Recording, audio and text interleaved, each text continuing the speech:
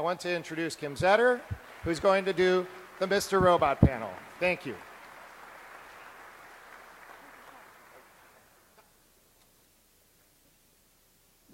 Okay, it's good that we're at the end of the session, or at the end of the day here, in case we run off a little longer. Unfortunately, we don't have any clips for you. We wanted to put some of those together and maybe show you some of the hacks in progress as they were developed, but this kind of came together short notice, last minute, so we don't have that. But we do have a great panel of experts here who are going to answer all of your technical questions, except anything that involves a spoiler. I'm going to introduce the panel. I'll go through some questions, but we definitely want this to be interactive. We want all of you guys to feel free. I can give you sort of a signal when we're going to be getting ready to take audience questions, and we definitely want your questions. So you all know that we're in here for the Mr. Robot panel, right? Okay. Just want to make sure you're in the right place. Okay, so I was talking with Core. I don't know if I need to give you like a summary of the show, right? You all know the show, right? Okay, great. All right, so I'm just going to introduce the panelists then, and you guys aren't in the order that I thought you were going to be in. So, well, Core is in the center, so why don't we start with Core? So we've got Core Adana in the blue checked shirt there. Core is a writer and tech producer of Mr. Robot. But he actually comes from our community. He worked as a network security analyst and forensic manager for Toyota Motor Sales, where he did pen testing, designed security policies, did forensics for the legal and HR departments. That is until he got his big break in Hollywood in 2013 as a production intern initially, and then 2 years later, he scored his job with the Mr. Robot team. And I'm going to ask him a little bit about how he got there. In addition to writing scripts, he oversees all technical aspects of the show, so that's not just about putting the hacks together, but he makes sure that the hardware that's being used is correct, that the set direction is accurate, and all of that as well. Core put together a core team of consultants, security experts, to assist him with that, and that's who we've got here. So I guess I'll start on the far right there and come forward to me. Now I've got to switch gears here. So we've got at the far right there is Andre McGregor. He's director of security for Tanium, managing their internal security, but he's a former FBI agent. And so he assists in all of the FBI forensic stuff on the show. And unlike many feds, he actually has a computer engineering background and knows some of this stuff. So prior to joining the Bureau, he worked as an engineer at Goldman Sachs and was IT director for Cardinal Health Advocate. In his work with the Bureau, he helped establish the first cyber national security squad for FBI's New York field office and led numerous large-scale cyber investigations involving everything from financial crime to critical infrastructure intrusions. Next, do I need to intro Jeff? Jeff Moss, everyone knows him. Dark Tangent, of course, founder and director of Black Hat, more importantly of DEF CON, which began in 1993. Former Phreaker, is now a widely recognized computer security expert who in 2009 was appointed to the Homeland Security Advisory Council to provide advice and recommendations to the Secretary on matters related to Homeland Security. And from 2011 to 2013, he served as ICANN's Chief Security Officer. You all know Jeff. Next to Core is Ryan, Kazantsian, did I get it right? Okay. Chief Security Architect for Tanium and has 13 years of experience in incident response and forensics, pen testing, and security architecture. Prior to joining Tanium, is that Tanium or Tanium? Tanium, sorry. He was a technical director and lead investigator for Mandiant, where he worked with dozens of Fortune 500 organizations involved in targeted attacks, although I assume that eCorp wasn't one of them. He also helped train FBI agents. And finally, you guys all know CJ. This is Mark Rogers, who all you know is CJ Junkie, is an old school hacker who heads information security at Cloudflare and is a longtime goon here at DEF CON. Mark's obviously well known for pioneering some hacks in the 90s, and last year he gave that fantastic presentation on hacking a Tesla. So I'm going to start with some overview questions, primarily initially directed at Core. I want everyone to jump in with any questions that you feel are relevant to you. But just to get us started on sort of the overview, I want to, Core, just give us an idea of how exactly the show came together with him. Really quickly, before I get into that, Yeah. I want to say that there are two members. Can you guys hear me now? All right. Really quickly, before I get into that, I just want to say that there are two members of the consulting team who couldn't be with us here today, Michael Bazell and James Pluff. And Michael, if you're here, put your hand up, because I think he's supposed to be here. If not. All right. Inspiration for the show. Our creator and showrunner, Sam Esmail, he is Egyptian, and he has relatives who are living in Egypt who experienced the Arab Spring, and just dealing with that and knowing how a younger generation was able to use technology in a way to thwart internet censorship and get the access that they needed using technology or social media was a huge inspiration for Mr. Robot. That, coupled with the fact that Sam and I believe many people in this room share this disdain for how Hollywood has portrayed technology and hacking in film and television up to this point. And upon my first meeting with him, that's like the first thing that we bonded over was how much we hated that and how we would cringe every time we'd see a show about hacking or a movie about hacking. So we wanted to do it right, and we thought that doing it in a realistic way would be dramatic and would be enticing and compelling. And that really empowered me to just, and I got into a lot of fights and altercations since that moment, and I still continue to do so, even with these guys. But it's all in the name of making it authentic and making it realistic, and hopefully we're doing a good job of that, and hopefully we continue to do a good job of that. So those are the two main inspirations for the show. So how did Sam get the characterization of Elliot Alderson so spot on? Because it's not just the hacks that Hollywood gets wrong, it gets wrong the hackers and the culture in the community. So Sam dabbled a bit in hacking as a teenager, but by no means does he refer to himself as a hacker these days. But it's interesting, having been exposed to both worlds, writing and just the tech community and the hacking community, I see that just the isolation, the stress, the anxiety, the social awkwardness, the amount of time spent alone in front of a computer problem solving, how frustrated I used to get when I tried to code and I tried to solve problems and I couldn't figure it out is very similar to the stresses that I experienced breaking story or trying to nail a scene or writing one of these scripts. So I think just the comparison between a hacker and a writer from a anxiety perspective is very, very similar. And the drug usage, the social awkwardness, all of this, I think Sam just infused his experience as a writer and put it into this hacker character. And it works because of those worlds are very similar. And I've been able to make those connections of how similar those two worlds are. And of course, you're using different parts of your brain. But still, I think a lot of that isolation and loneliness is rampant in both worlds. So I think that's why it works, and I think that's why so many people in this community can relate to Elliot, because it's hard dealing with people. I mean, I think that's one of the great things about DEF CON is you guys all get together and actually, connect with each other in real life. So it's great. But he also gets, I mean, the other hackers that we see in shows are sort of, let's say Black Hat, let's just call it out, where they're all powerful and they're not human, essentially. And Elliot is very human and vulnerable and basically psychologically messed up and a lot of things, mentally unstable. And those elements all exist in this community. We have, suicides in the community and a lot of stuff like that. And he gets that. And that was unusual, I felt like so.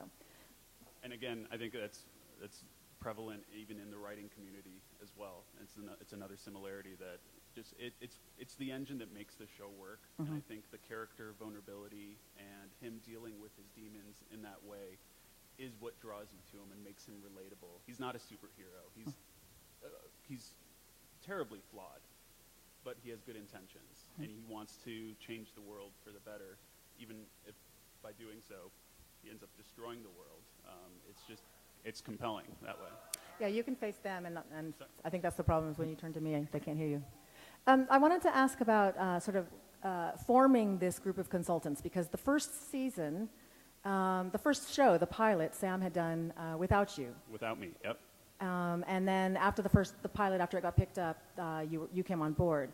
But you only had one consultant at that time for the first year, correct? Yeah, it was me and Michael Bazell working on that first season. And the role didn't really exist. I kind of just fell into it. I was working for Sam. I was in the room. I was pitching ideas. And he knew that I had a cybersecurity background, so he knew that I could help in that way. So I remember looking at the original Bible for season 1, and the Evil Corp hack that he had planned out was very fantastical and kind of crazy. And I said, well, if we want to ground this in reality, this is how I would do it, and this is where your data targets would be, and these would be the different methods of taking them down. And from that, we kind of explored the, attacking the offsite tape backups and a redundant data center in China for, disaster recovery or redundancy. So we kind of formed the network infrastructure for Evil Corp early on, and that kind of dictated our trajectory for the season 1, the big hack of season 1. And it was me and Michael Bazell coming up with a lot of those ideas and incorporating them into the show. And I was lucky enough to form an even bigger team for season 2, which is awesome. So why don't you walk us through, I just want to get to the hacking, obviously. So a lot of the hacking appears to be grabbed straight from the headlines. This is, straight from the headlines and also from Black Hat and DEF CON. Let's just admit you're cribbing from us, right? I totally am. So the prison hack was DEF CON 2011 talk? DEF CON 19, I believe. Teague Newman, Tiffany Rad. Yeah. Yep. There's a white paper and there's a great demo I found on YouTube that I studied, and that was the inspiration for that last hack in that show. So definitely ripping you guys off, 100%. So now I got one of you guys on my team, which is great. So you've had the no car hacking yet though. Ransomware, the IoT hacking, obviously. Latest episode, we've got the hacking Android phones with a rogue femtocell, and also the affiliate link hack that Darlene does to get free food. So explain to us, what is the process for coming up with the hacks? Do you have a hack idea first, and then it gets written into the plot? Is the plot written first, and then you come up with a hack that suits the plot? And then how do you guys work together? Great. So the story ideas come first, and story will always come first. We will always act in the best interest of the story. So I'm in the room every day with a group of other very talented writers, pitching story ideas, trying to nail down the structure and the arcs for the season. And in those, there are breaks in those discussions where Sam will say, all right, here we need to have a hack. We don't know what it's going to be, but Elliot's going to hack, and he's going to be at this point in the story after we're done. So after that, I'll reach out to my team, these guys, and we'll have a brainstorming session. And I'll say, we need to work within the confines of this story point, and we need to get Elliot from point A to point B, and what is available to us, and what's realistic and what makes sense, and what's efficient, what's smart, and what would be cool to see visually on screen. So it's weird that we kind of have two different writers' rooms working in tandem. We have the story writers' room, and then we have our technical writers' room, where we throw out ideas, argue with each other, try and find the best option. And then once we finalize an idea together, I bring it back to the room, and it gets incorporated into the script. And at that point, it's like really short general description, maybe a couplet in one of the scripts that just describes the hack, big picture. Once we get to production, that's where the nitty-gritty detail work starts, because we actually have to pull off the hack. So I need to work with the props department to make sure the hardware looks completely accurate, and they've never heard of a Raspberry Pi before. So I have to tell them exactly, like, here's where you can buy one. Here's the model we need. I have to work with set dressing to make sure that, we don't have a ridiculous amount of, Cat5 cable all over the arcade when there are only like 5 workstations there. I have to work really closely with an animator and these guys to nail exactly what the screen content looks like. So oftentimes, one of these guys will do the hack for real and will send me screenshots or video of it, and then I have to take it to a Flash animator, and we build out an interactive animation based on what these guys did. And it's something that we can put in front of Rami or Christian, and they don't even have to think about it. They can hit the wrong keystrokes, and the right characters will show up on screen, and the screen will behave the right way we need it to. And we shoot all of these sequences practically. Sam hates using green screen. I hate using green screen, so we don't burn it in after the fact. And even that process, like these guys will tell you how many times I've called them up at 4 in the morning saying, we need to fix this and it needs to be ready by 9 a.m. And then I have to work with an animator and go through like 15, 20 revisions to make sure that there are no typos and make sure that everything's working properly for him to rebuild this terminal sequence or whatever screens we're seeing. And then I have to work with the actors to try and get it right, and then I work with a completely separate insert unit, a small splinter crew, to shoot all the close-ups and the inserts that we cut to in building out these sequences. So we're filming raked shots of hands on a keyboard, and I have to make sure that they're hitting Alt-Tab when they need to toggle windows at the right time. Like little things that you don't think about and that no one in production and no one in Hollywood really cares about, but on this show is a big deal to us. And we want to nail those details. And luckily, you guys are picking up on those details, which I'm really happy about. I will have to say that I've worked some of the largest breaches in the U.S. history, and working for Core is worse than all of those. Because at least when I would go home from the FBI, I was at home. Core would still call me at 3 o'clock in the morning and say, I need an output. I need you to take a video of exactly what the output, Elliot would be doing, and then send it to me in the next hour because we're doing the animation. But what was cool is if you've noticed that there's some Easter eggs that are there, so you get to add that. When it doesn't work, we have to work through it, for several hours or change the hack. I mean, there's multiple times which we unfortunately will not go through all of them, but we had a hack in place and it was in the script and everything was ready to go, and then all of a sudden it was that's not going to work. Actually, when we tried to do the hack, it did not work. Can you elaborate on that? Can you tell us what the hack was and what didn't work? No, because we may actually use it again, but but I'll allude to the fact that the first episode was not the hack that you saw was not the original hack. Yeah, he's referring to the ransomware attack on Bank of V in the first episode of season 2. Can you guys hear everyone? But even then, you have to think. Pick up the mics and hold them in your hand. Yeah. But even then, it goes beyond just the hack.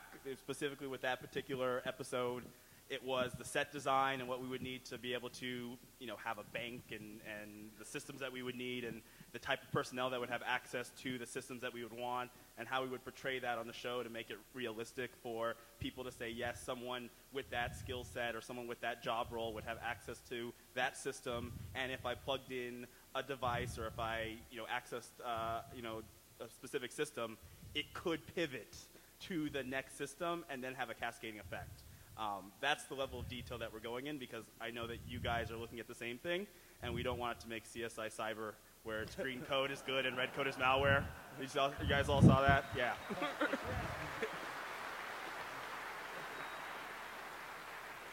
It's also really surprising how disproportionate the amount of work that goes into some of these things.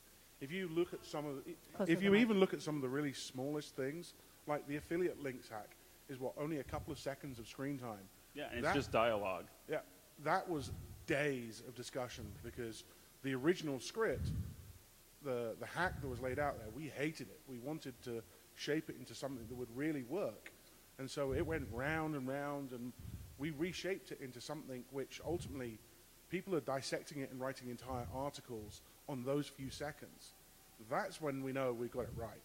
What was it originally that you rejected? You can go into it. Are you guys familiar with what he's talking about, the affiliate hack? Why don't you describe it? So the affiliate link hack was basically Darlene's getting free food by using affiliate links that belong to her boyfriend so that she gets credited for whatever clicks that he should have been credited for. And the original hack involved DNS cache poisoning and this massively elaborate system. And I looked at it and went, that's not realistic, right? There's no way you would expend that level of effort for something as simple as that when there are so many other elegant, simple ways in which you can do it. And we bounced around the team and came up with multiple different options. And the one we went with in the end was actually we would target a specific piece of infrastructure in the telco, the proxy APN, and by compromising that, anything that goes through that APN gets rewritten into whatever we want. And the net result is a realistic hack that could be pulled off in the real world and could have real world implications. And That's the kind of hack that I want to put myself behind. So this was a hack involving the Postmates website. This is the Postmates Postmates.com. APN, yeah. When anytime anyone would order food, Darlene would get a free $10 coupon for food. Anytime anyone would order a food delivery, she would suddenly get a $10 coupon for free food. And something else that I should just note, the script, if we have an issue with the hack, the script changes. I go to Sam or I go to the other writers and I say, we need to find another way around this. And it's interesting because I think the most common argument that I had in the room, especially in season 2, was Sam would want, a big hack that's intricate and complicated, and it'll fill this page for, to turn the scene to get Elliot to this next point in the story. And then when we talked about it, we'd be like, all right, it's pretty simple, and it's actually smarter and more efficient if we have him do this, but it's not as sexy on screen. So if I throw that idea out, Sam's like, well, that sucks. I don't want to do that. That's boring. So we have to strike that balance of what is visually compelling, what will move the story forward, and still meet the expectations of the tech crowd that's analyzing, the technology being used and the motivations for the hack and the tactics that are being used. Yeah, and for me, it's almost like being in a virtual penetration test where, if you've ever done pen testing or red teaming work, you always end up in this situation where you're a couple of days in and nothing you've tried has worked and you're kind of stuck and you have, a set of things you do have access to and a set of goals, and you've got to figure out how to cross that chasm and get from point A to B. And a lot of times the story is exactly that. Cora will come to us and say, so here's the context, here's what needs to come out of it, and it's awesome that if that requires adjustment in dialogue or tweaks to the scene to make it real, they're totally willing to do that. The second part of it that's fun is, my initial reaction to a lot of these that I worked with Cora on was, wow, how are we going to make this technically accurate? And it's that same sort of conundrum. And so you sit and brainstorm the way you do when you're actually in a real-world pen test and think, well, if I did this and then this and then this, that actually could kind of get the characters there. And then it's all about, let's do it on screen. Let's try to use some real tools. Let's use Kali Linux. Let's simulate as much of it as possible, and then streamline it down to what can maybe fit in a couple seconds of screen time here or there. I want to come back to the, do you want to? I was just going to say what is on the other side of that, what's very hard is, and if you haven't caught up, you know that the FBI is about to be hacked. Having to walk through the technical accuracy of hacking the FBI without disclosing state secrets and having national security implications.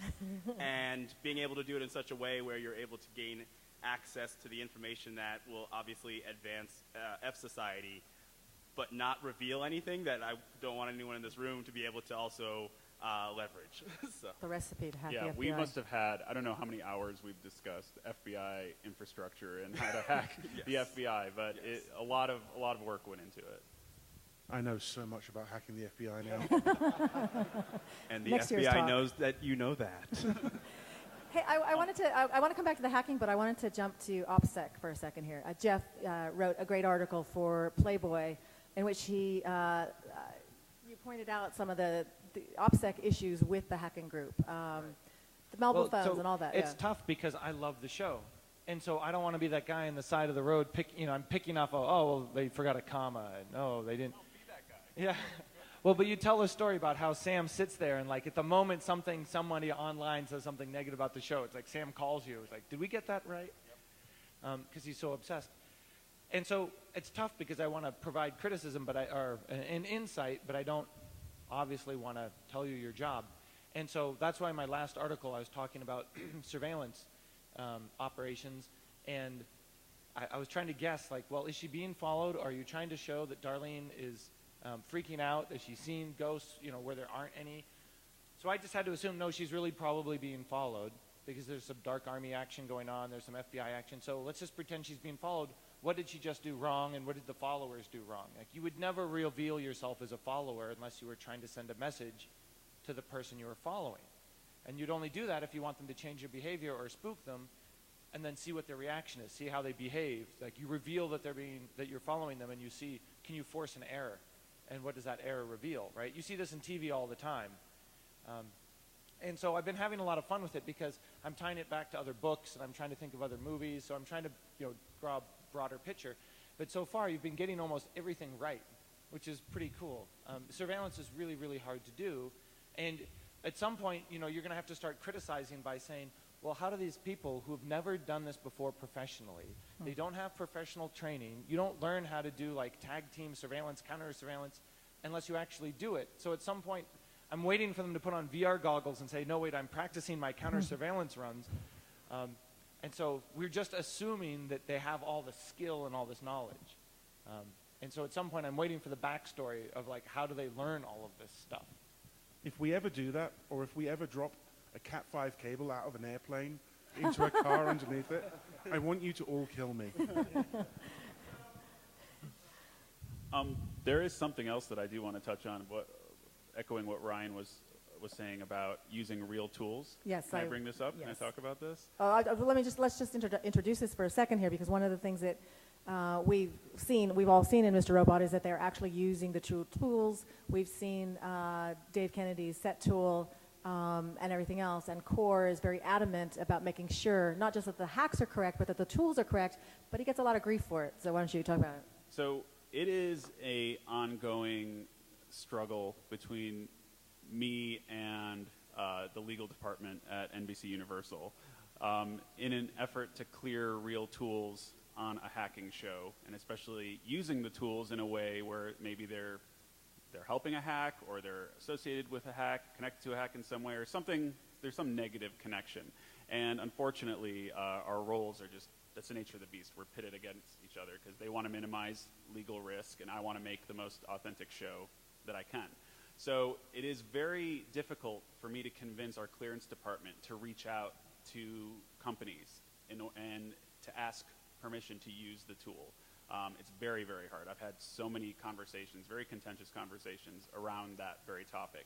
So it is easier, and actually we've taken risks, and I've had Mark reach out to members of the community. I've reached out to members of the community, and we got some great feedback, and luckily these people were fans of the show, so we were able to incorporate that software, that piece of hardware in the show.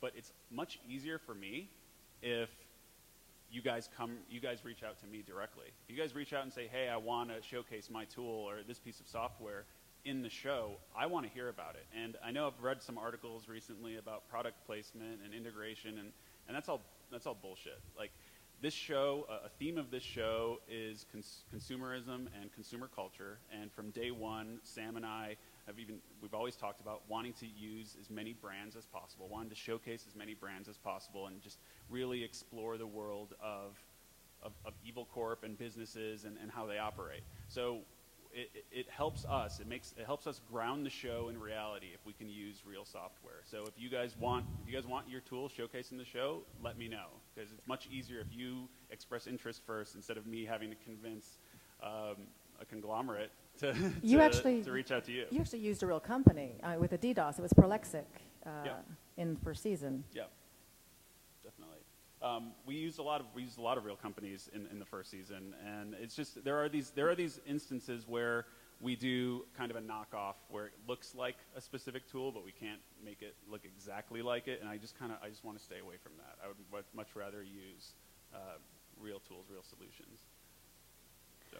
Mark, you had said that when you're doing the real simulations of the hacks and you're going through the steps, you talked about actually consulting with outside experts in some cases with different expertise to figure out reactions, kinetic reactions and things like that. You want to talk about that a second? Yeah, and it's not just me. I think everyone in the team has reached out. There are a couple of, can I go into detail on the thing at the Can I go into details about the thing at the place at the time? So, the problem is I'd love to talk about all of this stuff, but we can't because we don't want to give away spoilers that will damage the story or spoil any of the illusion that's coming on.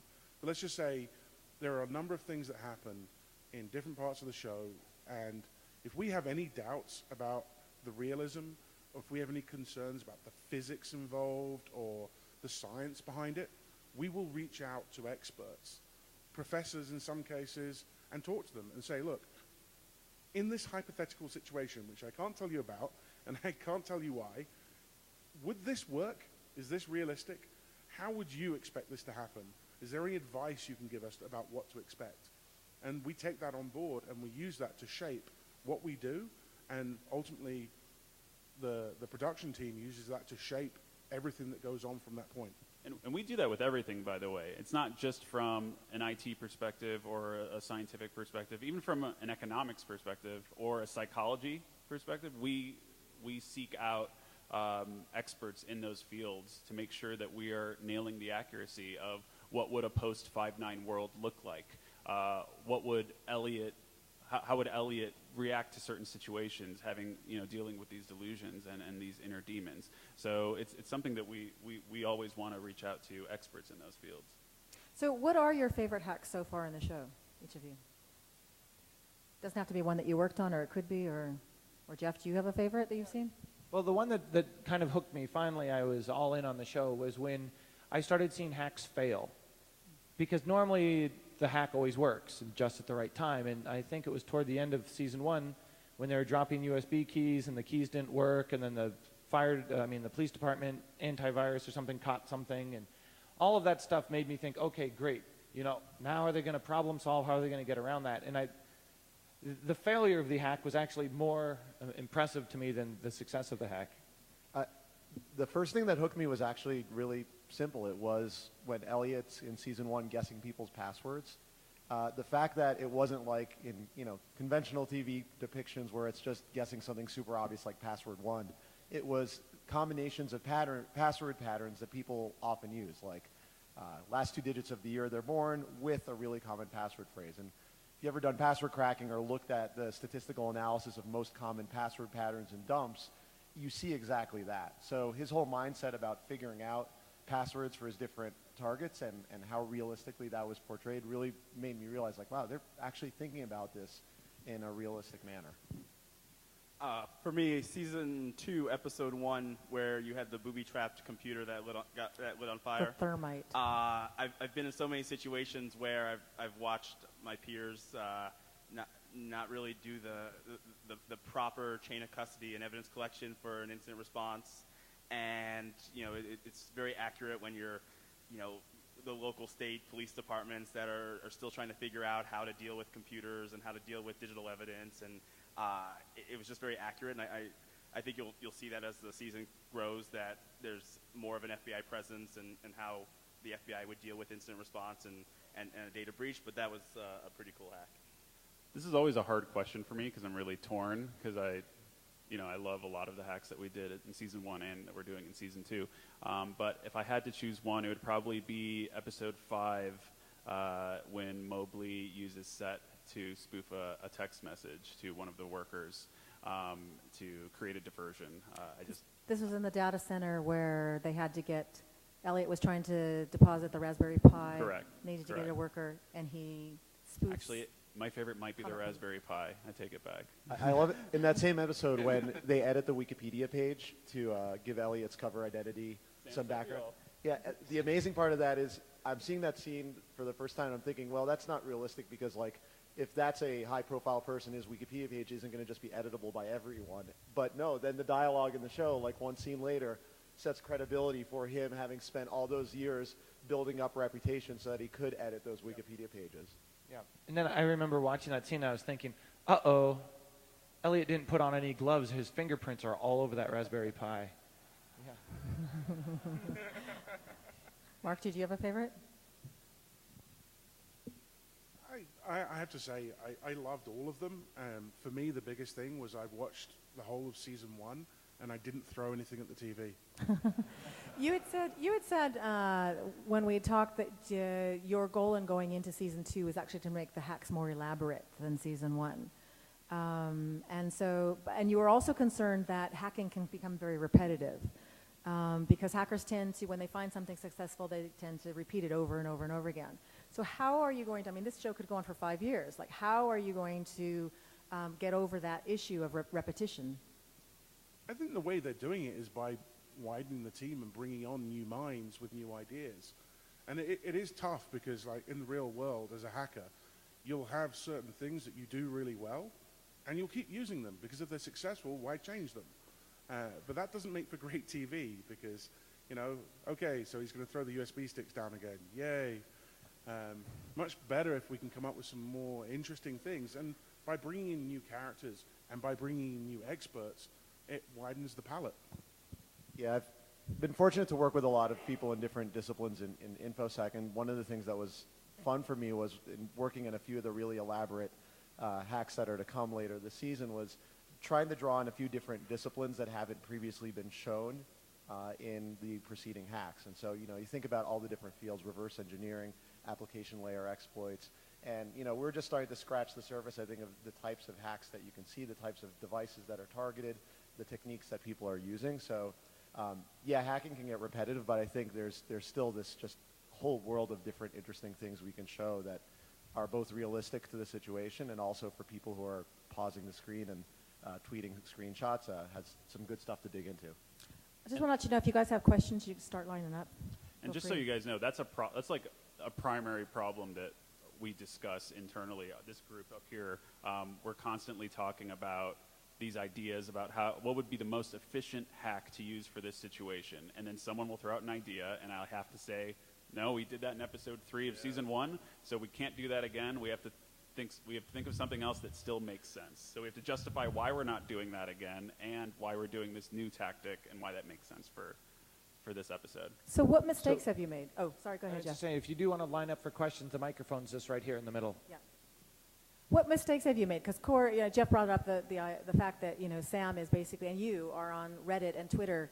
You're not watching the shows when they air, but you're actually watching the reactions to the show. And when people do point out mistakes, he makes sure that you know about them. So, yeah. There were, in season 1, there were some screens that had typos, and there were things that just slipped through the cracks of just, you know, at some point, if you do a screen capture on one of the PDFs, and you see it in episode 4, I think, there was a lot of just gibberish, and that was because of the animator who was working on it just ran, didn't fall asleep, but just kind of ran the text that I gave him through like this randomizer and just put that into it because there was a clearance issue, and it just slipped through. So I fixed it for the second time we saw it in episode 6 or 7, I believe. But then I think on Elliot's drug report in episode 3, marijuana is spelled incorrectly, like things like that. I got an email from Sam saying, "Why did this happen? Why are we making stupid mistakes like this?" You also had a phone in airplane mode or something. We did have a phone in airplane mode. We had Gideon's phone in airplane mode.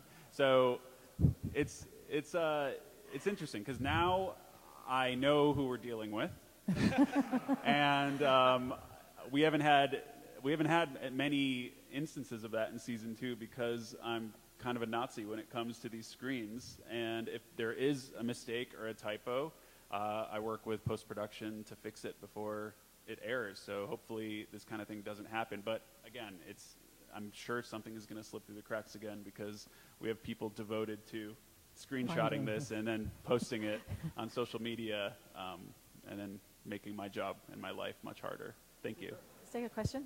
Go ahead. You? Andre? Yes. Okay. Yes.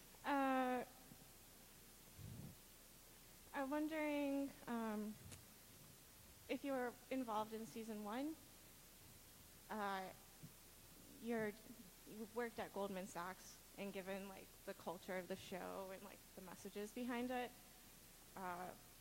why and when you left Goldman Sachs, and if that had any like your bearings on like how realistic it is to have someone on the inside at a big bank. So I didn't work season 1, but it's an interesting question because Goldman Sachs has a very sharp culture, is what I will say, when it comes to technology and when it comes to security. And being an engineer in that space in the financial sector in New York, and then being an agent investigating intrusions for the financial sector in New York really had a lot of barriers for sort of innovation and imagination that you might get in Silicon Valley, where I am now. And so I think that culture that you see in season 1 is at E Corp is almost identical to my experiences when I was at Goldman Sachs when I just graduated college, and I could see that exact world today. And you know, I've seen it in other situations, but I think you're right. Goldman Sachs, I think, is probably the sharpest of the ones that are there. Any other question after? Thank you. how did the decision come through in the writing group to... Can't hear you. How did the decision in the writing group come to have Elliot break the fourth wall so often and so frequently, to turn to face the audience, us, and have that active dialogue? I thought that was brilliant. Yeah. Did everyone hear the question? So the question was, how did we come up with the idea to have Elliot break the fourth wall and actually address us as his friend? And I have to give all the credit to Sam on that, because he wrote that into the pilot before we ever formed a writer's room. And if you read even the early drafts of that pilot, when it was a feature, it opened with "Hello, friend," and him speaking to us. And it's weird because it really draws you in. And when I read it and when I saw the pilot, it really, I bought into this connection that I had with this character who was addressing me in this way that, I've never seen a show do that before in that way. And the ways in which he's vulnerable with us, in the ways in which he blames us for certain things, and now he's upset with us, doesn't really trust us.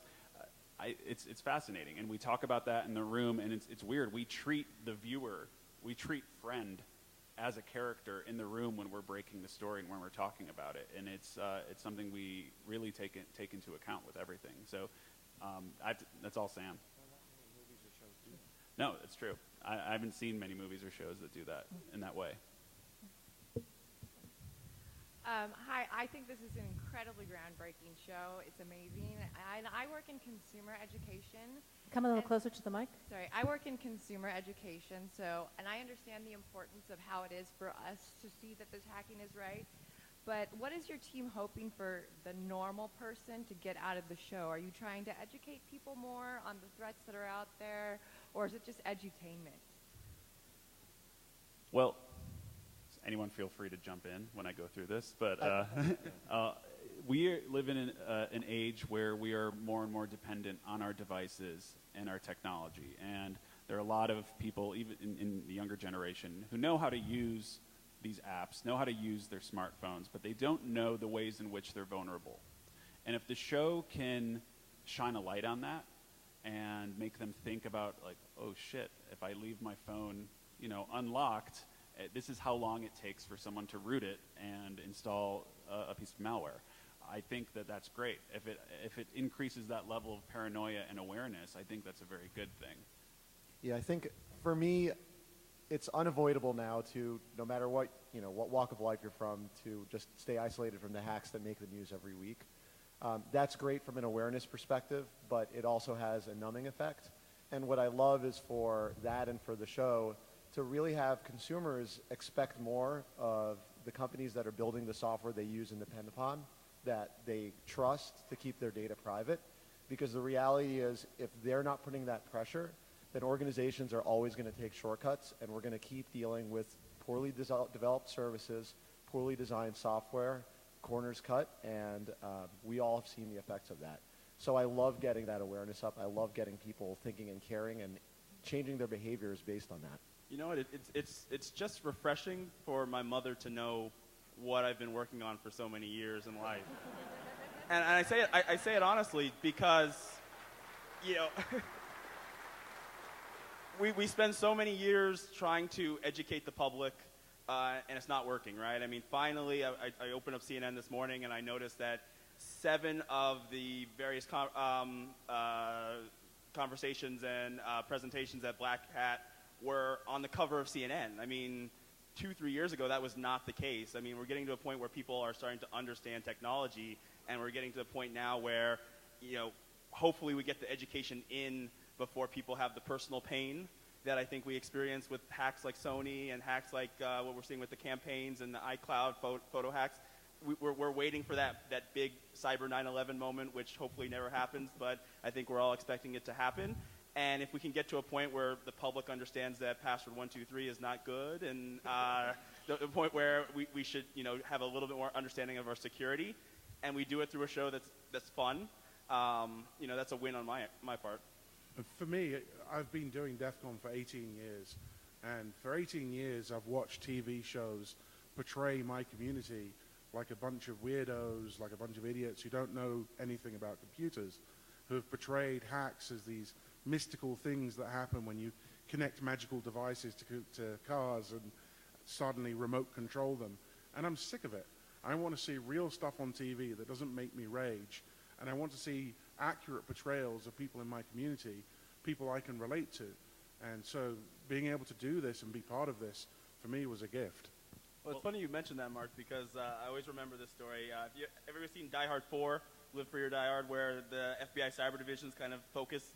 Well, I always remember the producer and the director came to the FBI headquarters and wanted to see what Cyber Division was like. And then as they got a tour, they were very disappointed because it looks like a 1960s middle school.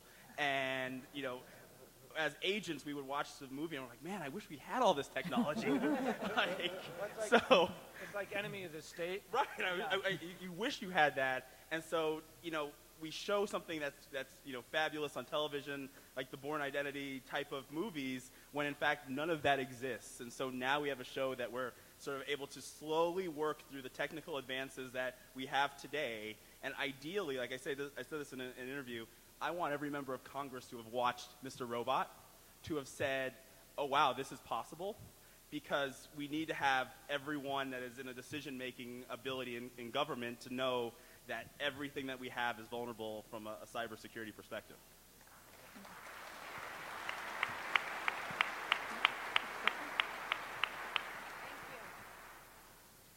Okay, so you'd mentioned you have to run things by NBC Universal's legal team. I just want to know how it went when you decided it was okay for Elliot to go pirate a movie with uTorrent and have all the scene release groups tagged on it. Can you elaborate on that at all? There are a lot of fun Easter eggs that are hidden in the show, and that's one of them. And luckily, that wasn't a discussion. So, but now it will be. Now it will be. Thank you for bringing attention to it. Seriously, you never cleared that. I mean, we cleared uTorrent. I looked into some other tools instead. I didn't actually, you know, uTorrent was the only tool that cleared, and I will always go with a tool that clears as opposed to ripping off another one or you know, reimagining a design. So I can speak to that. For the pirate groups, I don't know what you're talking about. I noticed on that screen too that Elliot is a pretty bad leecher. He like lets up he shares very little, but he takes quite a lot. Yeah. I don't know where he got that tactic from either. Just, it's weird. So I heard you say that the screens are recreated with Flash, and that's kind of interesting because most of them are just text-based screens, and you could either just, like for example, there's a Python script in the last episode I watched. Why don't you just write it in Python to create a mock-up of what it's doing? Or even, rather than that, just have a server that is literally being, you know, your own, you know, test server that you're literally hacking.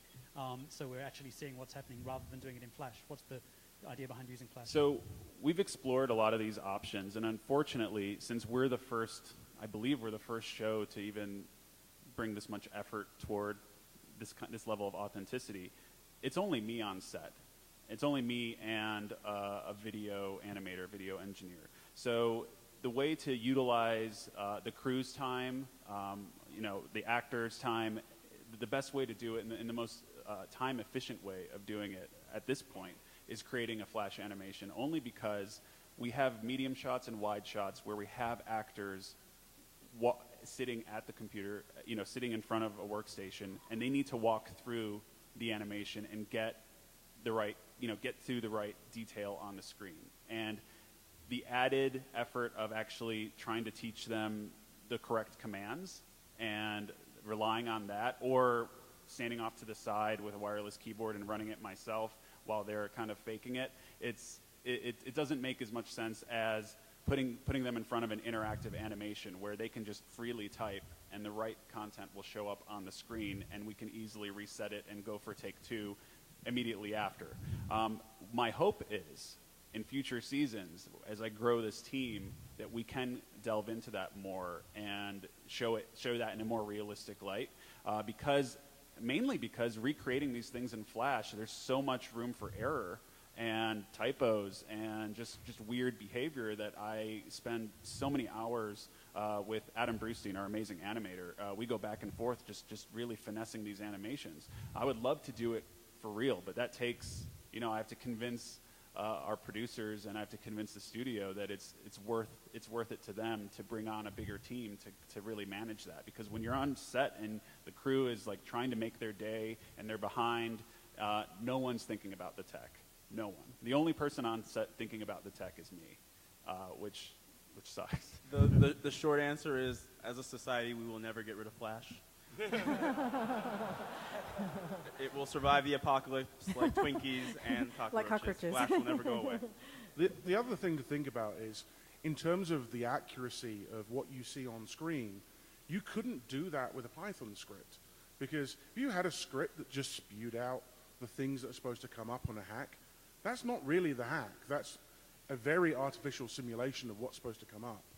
What they're doing is they're creating an animation based on the intelligence they get from technical experts. In cases where I've put stuff together, we've done the hack, demoed it, filmed it, sent it to them. They've looked at that, and then they made their animation. So that animation is an accurate recreation of the hack with the right timings, the right output. So it's really as accurate as you can get without doing it. I would say their only two options are do it or do what they're doing now. And what they're doing now is pretty good, although it seems it's pretty effort heavy for Core and the others. I'd love to see them do it for real, but the reality is I've been hacking for, 25, 26 years of my life. I'm probably way better than any actor, and I find it hard to do that. Many of the hacks that I filmed and made and sent over, I had to do 4 or 5 times to get it right, to work out bugs, to do it. That's a hell of an effort for a production crew to have to take on. And even after the fact, when I'm like, after they send me that material, I'll go back and forth with them because maybe we're working in a different distro, or maybe we're in a different. I don't know. I want to nail what the prompt looks like under these circumstances. So I'll ask these follow-up questions of if my goal is to replace IP addresses with Easter eggs or host names, stuff like that. So it's this constant dialogue I have with this team about the hacks that they're creating and how to successfully recreate them for the show. Thanks. Thank you. Next I have one question though for Core, or I guess the team, and it's around the timeline. And so my last article at Playboy, I noticed that you had a character, they walked by and they had a rest in peace, American economy with the date. And so I'm trying to figure out, well, how many months has it been since the hack? So what version of the software are we at? Like what Android versions are we using or whatever. So unless the show is progressing at current day rate, you're going to be in a situation where you've got to use like older and older distros to be time period accurate. So that is a whole nother level of nightmare. Fortunately, the government will never be using the most up-to-date anything. So. Hey, the government is off XP.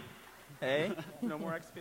No, but to Jeff's point, the season 2 starts 30 days after the end of season 1, and the big Evil Corp hack took place on 5/9/2015. So, of all the pieces of software that I clear, I need to find the version that was out in May of 2015, which is kind of tough. And it's going to make our jobs harder and harder as each season progresses because we're treating that timeline in real time, and we're just picking up where we leave off at each season. So it's going to get more difficult. Next question. Hi. So I was wondering about the season 2 trailer arc, where that idea came from, and whether or not that's going to continue at all in the future. So what he's referring to is the phone number that was in the season 2 trailer that led you somewhere, which led you somewhere else, which set you on this whole code breaking game. And we have hidden a lot of that in season 2. Every single episode of season 2, there are elements of code breaking, and anyone who's familiar with the DEF CON badge contest will get a huge kick out of just dealing with what we've hidden in season 2. So my answer to you is yes, that will continue. I don't want to give you too much information on where to find those little hints and where they are, but I know just based on monitoring the Reddit, our subreddit, and Twitter, that not all of them have been found, and more are coming.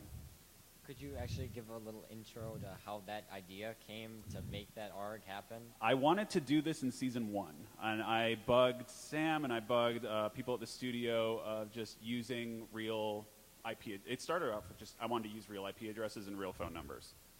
Huge argument. Can't use real phone numbers. Finally convinced them to let me use real IP addresses. They gave me a pattern of IP addresses for season 2 that I'm using. And then once the digital marketing team at USA caught on that our fans were this into it and screenshotting every screen, and I gave them examples of people attempting to hit these servers that we show in season 1, or complaining about our fake IP addresses that we use in season 1. So the digital marketing team, I think they kind of just, between seasons 1 and 2, were convinced that this was worth their time and effort. So now I'm working very closely with them to build out this kind of interaction. And it's a goal of mine. And in season 2, if you see an IP address or you see a URL, it will lead somewhere. I can tell you that much. When I first started working with Cora in the first sequence that I helped out with, I had done an on-screen mock-up, and then I did a copy-paste of the terminal text to make it easier for the animators. And I used, because it was all in VMs, I was using RFC 1918 addresses so that my simulation could have hosts talk to each other, but the situation required routable addresses. So I just, in the copy-paste, made up an IP off the top of my head and stuck that in there. And I sent an email to Cora, and then I was like, I wonder who owns that IP block. So I go into who is on it, and it's DoD IP space. So I emailed him immediately after. I was like, hey, you guys are probably going to change the addresses, but just in case, don't use that address, because I pulled it out of my ass, but it turns out I don't want someone seeing the show and then trying to hit that address. So. Go ahead. With that being said, to this gentleman to my left who made a comment about CSI Cyber and the digital marketing. So on Monday, I'm going to redirect CSICyber.com to Mr. Robot, because I control CSICyber.com, and they took my idea in 2008, and I'm pissed at them. CBS and Paramount now are going to have to say tough shit, because I'm going to forward that to push the show. And when people go to CSICyber.com, it's going to Mr. Robot come Monday. Google it. Check it out.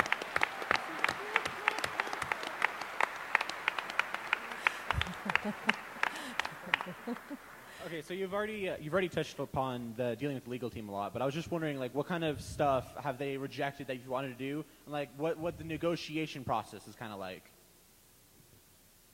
Unfortunately, I can't go into detail about what they rejected without naming some of the companies that were involved in those talks. But I know that it starts off with me presenting my best case scenario. So here's my top 3 choices of tools to use for this specific hack. And we're already working to do that. And sometimes if something doesn't clear, I'll go back to these guys and be like, what other tools can we use that we can get away with? And so our clearance coordinator will talk to our legal department, and they'll assess the risk and figure out, is it worth it to approach this company, or is it worth it to just kind of stay away and do our own thing and make up a fake name or make up a fake design, which is 100% of the time what they want me to do. And so that's a huge point of contention, and I'll go back and forth with our clearance department or our legal department about that. And I understand it. I understand that that's their job, and that's great. So it speaks to, it's hard for me to reach out. And I did have these talks with these guys, and luckily Mark knows some of these guys. So I asked him. I remember asking him when I can't tell you what tool it is, but there's a tool that shows up in episode 9 of this season where I asked him, are these guys fans of the show? Are these guys are hackers, right? They dig the show. They'd be cool if we reached out to them and asked them to sign a clearance. And he was like, yeah, of course. So against what the legal department wanted to do, we took that route, and luckily it made it into the show. I can't say what it is yet, but it's great. It's awesome. So it's hopefully it's something that will get easier. And like I said before, if you guys reach out to me, it makes my job a lot easier, and I think we can see a lot more in the show if you guys just make first contact. Cool. Thank you. Hi guys, big fan of the show. Thanks for making it happen. My question is, I really like the scene with the Faraday cage, and I'm wondering if you have any plans for other consumer products or anything that helps protect mobile privacy and security. Can you say the last part of that question one more time? Anything in the works to help protect mobile privacy and security from either like a hard good or software good?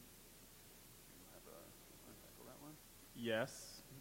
I thought you were going to talk about the Faraday cage that White Rose was It's in. one of those things that if you go into it, then we sort of expose things, right? I mean, it's not. I remember talking to Core about this because at one point we were in a conversation where he did say, "Well, we already we used the Faraday cage once. We can't do it again." So as we have more ideas, because I have a couple in my head, I don't really want to tell you because I want you to sort of see it in season 3. It's probably fair to say there's stuff that's going to come up. The thing that drives it, though, is the story. We are kind of slaves to the story. We're trying to find technology that fits into the story. And the main thing I want to see with the tech that I put into it is, so if you put the wrong tech in, it can be really jarring. You know, you're watching this great story, you're getting immersed into it, and then someone does something fundamentally stupid. And you look at it and you're like, oh. And suddenly you're out of the story and it's really not that interesting anymore. So what we do has to fit in nicely. Any opportunity for something that's come up, we'll look at it and we'll try and use it because we want it to be realistic.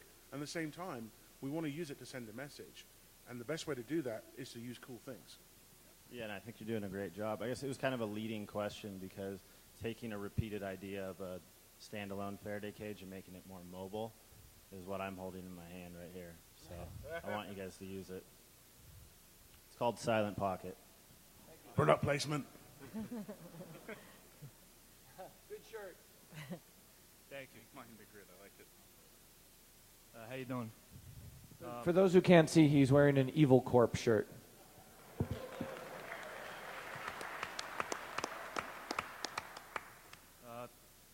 First of all, thank you for putting together a show about hackers that doesn't suck. Should I speak for everybody? That's about the best compliment you'll get from us, right?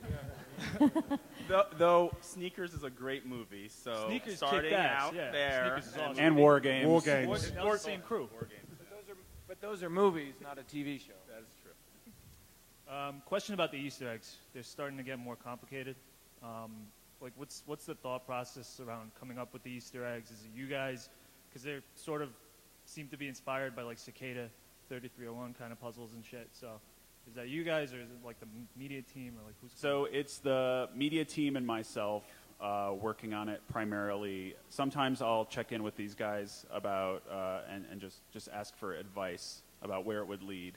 So you guys shipped the hoodie that we got for solving the American Giant hoodie. the F Society. Yep. Hoodie. That thing is badass. That's awesome. Yeah. I don't want to say too much about it because I don't want to ruin it, and I don't want to spoil the fun out there for everyone who's involved in it. But it is in addition to posting the show and you know getting through these cuts and trying to finalize everything. I'm still working with the digital marketing team nonstop on just the Easter eggs alone, which is a taxing effort. But it's amazing how many people are into it, and I'm so glad, and it's really satisfying. Just the online response that we're getting from it is awesome. It's more than I could have asked for, which is great. So I'm really excited about it. Sick. Thank you. Thank you. I have a question.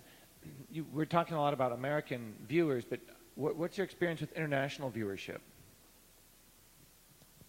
From what I can gather, I know that the show is not available streaming all over, completely internationally. So people have to cut some corners to watch it, depending on where they live.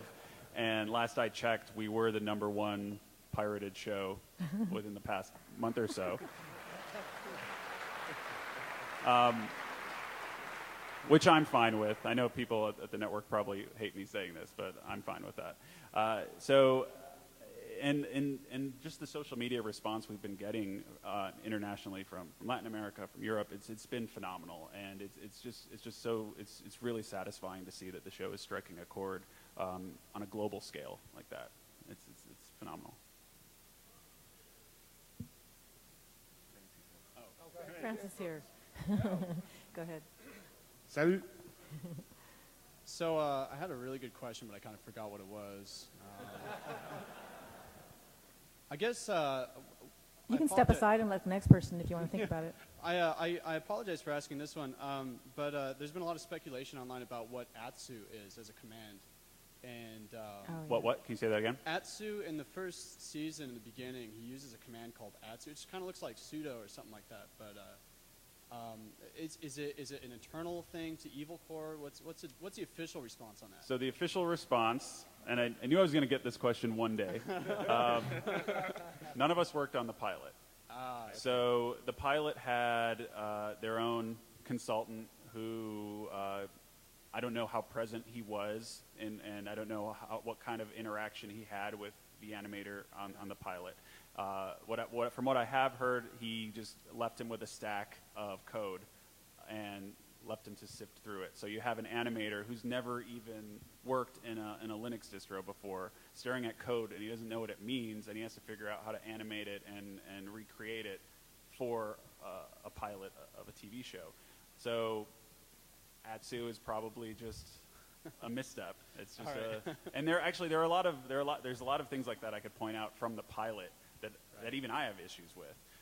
So luckily we were able to kind of remedy that once we got the series pickup, and I was working on episodes 2 through 10 to make sure that didn't happen. Cool. Thank you. Thank you. I think one of the other things you have to remember is these kinds of shows evolve. They're not static, and as they move on, there are additional dimensions that get added, things get better, processes change. So I think you can say reliably this show is just going to go from strength to strength. That sort of raises the question, Cor, you and I talked previously when I'd asked you, like, where do you envision the show going? The show is operating on many layers.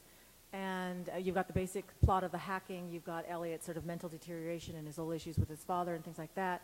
You've got the control issues and all of its permutations of hacking and things like that. Now you've introduced this whole thing with White Rose. There are a lot of sort of tangents coming, and we've seen other shows fail spectacularly when they're trying to juggle too much. Lost, for instance. Yeah. How are you guys ensuring that you guys don't get lost, essentially? Great question. Sam and the other writers and I have a roadmap for where we want this season to go. Unlike some of the other shows that were mentioned, I have a feeling they were writing themselves into a corner because they didn't really know what the end beat was, what the conclusion of the story was. We know where we're headed, and we have certain milestones that we're trying to reach on the way. So I don't feel like we're ever gonna get into that situation as long as we stay true to organically where our characters are emotionally and where the journey would take them. So as long as we're tracking Elliot and the other members of F Society emotionally and organically serving the story justice, I don't think that's going to happen. And I know some people have had some issues with the pacing of season 2 and the first couple episodes being a little slow. I've read a lot of reviews and blogs about that, and really all I can say is, like, we dropped a huge bomb at the end of season 1. We destroyed the economy. Elliot had the realization that he has delusions and he's suffering from that he's basically insane, and he needs to work that out. He needs to reconcile that, and I think him working out those issues and those inner demons and connecting it metaphorically to things that are common to the tech crowd, whether they be infinite loops of insanity or kernel panics. I think that's organically where the story needs to go, and I still find it. I think it's compelling and intriguing. So hang in there. That's all I'll say. I'd sort of add that I think you'll start to get a bit more explanation as to the history of things as you go through. There was a lot of allusions to certain things just happening. Now let's try to figure out and help you understand why that happened and how the characters grew, and that does take time. But I will tell you this, without revealing any spoilers, it gets fantastic in a few episodes, and then you'll get to the end, you're gonna be like, wow, right? Like, it's there. So just kind of like make it through some of the character development. You're gonna get to that point. You're gonna say, I did not know that. I can't tell you which episode, but it's coming soon. Go ahead. Thanks for taking my question. I love the show, the Raspberry Pi gag where Elliot got called out for holding one up. Like the timing on that was like, that's a Raspberry Pi, that's a Raspberry Pi. That was awesome. Thank you. My question is, with the inclusion of the scene from Hackers, who is involved in that conversation? Like, this panel shows that there's a lot of care and effort that goes into making this not give information about hacking, but that specific piece of script just calls it out. Were you part of that? Was there a discussion like, we're really calling the question here? How'd that go? I was a part of that, and that was just our meta moment of kind of poking fun at ourselves, basically. And even though it's ridiculous, I love that movie. I grew up watching that movie. I'm sure a lot of people in here are fans of that film. And, other writers in the room are fans of it as well. And it was a fun way of kind of calling out that, there's going to be a TV show that's going to fuck it up, and, maybe we might be that show. And hopefully hopefully we're not. But at the time of writing that script, it was a cool little joke that we wanted to incorporate, and I think the community loved it and embraced it, because I have a feeling that everyone in this room has probably bashed Hackers at one point or another, and it's a fun scene. I, for one, would love to see F Society on rollerblades going to New York. Thank you. That's why I own rollerblades. So I love your show. Had to write it down. Closer to the mic. Sorry. Oh, I love your show, and thank you again for teaching our parents what we do. So as a woman who codes, you mentioned that there was a favorite hack that was fails. So I was just any thought to maybe giving an unsuspecting female the role that's like kind of on the same level as Elliot? Well, I think season 2, we made an effort to really flesh out the rest of our cast. And I know that season 1 is more of Elliot's journey in figuring out what is happening. Season 2 is more about dealing with the consequences and repercussions of what happened. And it gives us an opportunity for them to deal with it. And I think if you've seen enough of season 2 at this point to know that we're spending a lot more time with our female hacker characters and our female cybercrime character. And it's a hope of mine that we continue to do that, and just keep watching for season 2. It's something that we are definitely moving forward. So thank you. I will say this though, I look in the room and it's refreshing as well to see the diversity, because it's not there all the time in the C-suite of the conversations that we have about this. And so as the community is growing and learning, to find people that look like me or look like her that are in the room is just, very awesome. Yeah, it's funny, Core, we had actually talked about this, the diversity on the show, and how it was very intentional in terms of ethnicities and everything. It was by design. We wanted to make sure we had badass female hackers a part of F Society. We wanted to have an Iranian hacker. We wanted Romero to be, the old school freaker that joined the group, and Mobley is of Indian descent. So we're definitely, it was definitely by design, and we definitely our hope is that it does inspire that kind of diversity that Andre is talking about. Definitely. The thing is, when you look out at the DEF CON audience, you realize that the hacker community is that diverse, which is why it's really great to see a show that actually represents what we look like.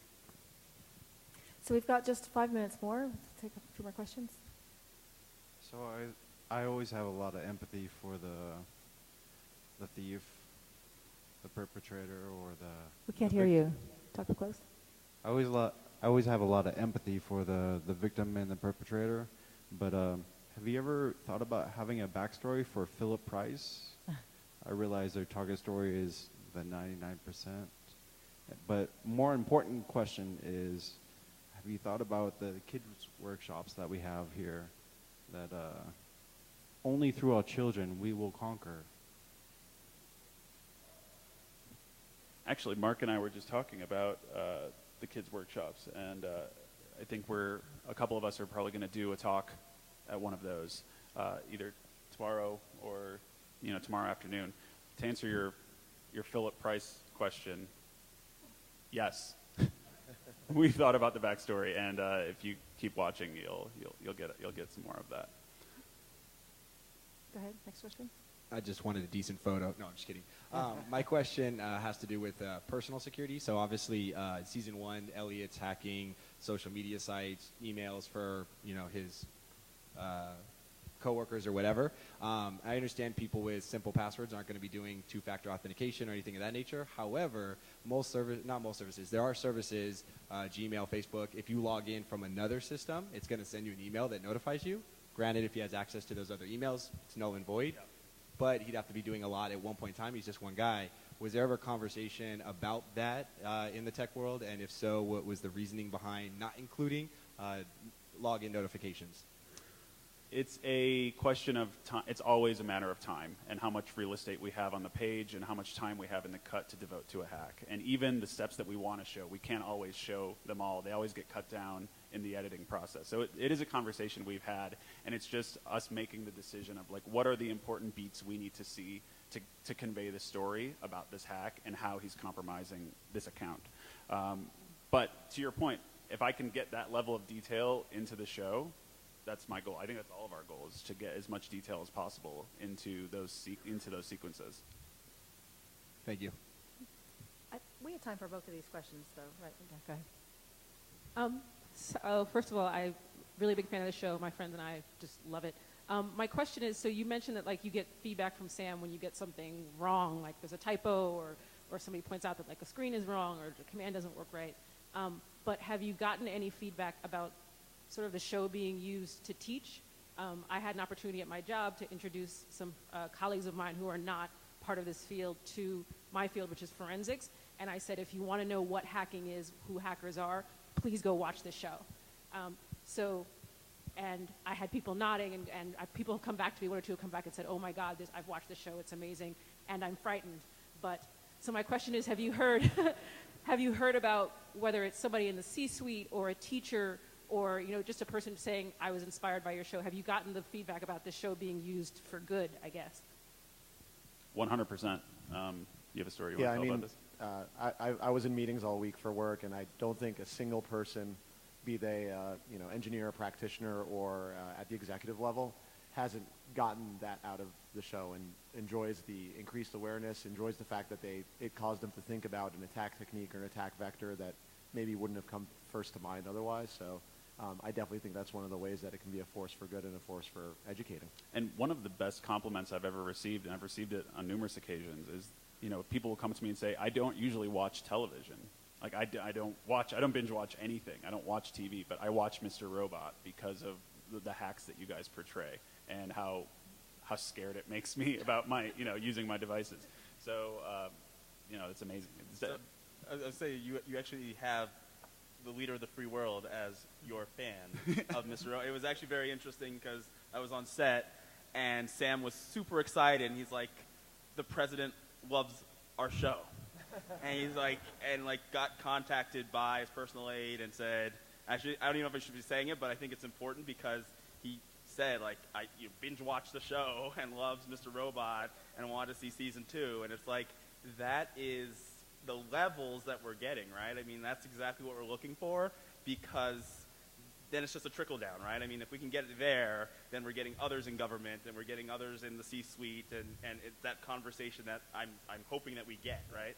And my hope is that's the reason he's interested in the show, and it's not because we impersonated him in the first episode of season 2, and he just wants to see what's up and what we're doing. So definitely, I think that's great. Thank you. I also don't know when he binge watched Mr. Robot. I don't know where he has time, the president. But. Air Force One. Ah, touche. He has a plane. Okay, so my question is, as far as getting this onto a network channel, from the network's perspective, was it, here's a hacking show and they're saying something about maybe it's technically accurate, or was the technically accurate part something that they actually cared about? the technically accurate part was something that Sam cared about. I'm not sure that the network was that invested in it at that point. They just saw a great script written by an auteur filmmaker like Sam, and they wanted to pursue that project. I think once the pilot came out and Sam was able to deliver that level of authenticity, it set the bar and the expectation, and you have network executives reading, these articles published by tech journalists talking about the technology on the show. So I think it was something that was always on Sam's radar that he wanted to pull off. And luckily, when I met him, we were completely in line about that. And, to his credit, he just kind of empowered me and let me fight with whoever I had to fight with to get that level of detail into the show. And obviously, the fact that I was able to grow the team for season 2 speaks to the point that the network and the studio are supportive of that effort, which is great. Okay. Oh, go ahead. I think we're out of time. So just join me in thanking the panelists, first of all, for a great show and their participation today.